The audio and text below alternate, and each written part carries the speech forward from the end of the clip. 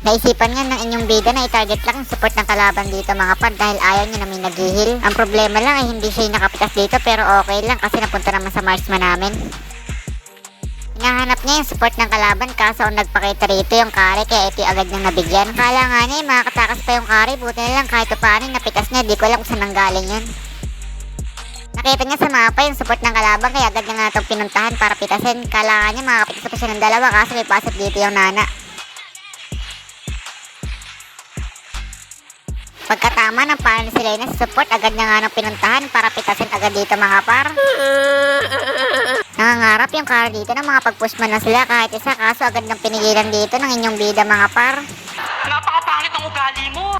Nakita niya si Karen nasa top lane na magbabalak na mag-push dito mga par kaya agad na nga niyang pinuntahan dito para pitasin at para pigilan sa pag-push ng torre. Masakit na yung car dito pero may minions kaming malaki. At agad na nga tinapos dito ng mga kampi ko yung laban bago pa mabuhay yung mga kalaban.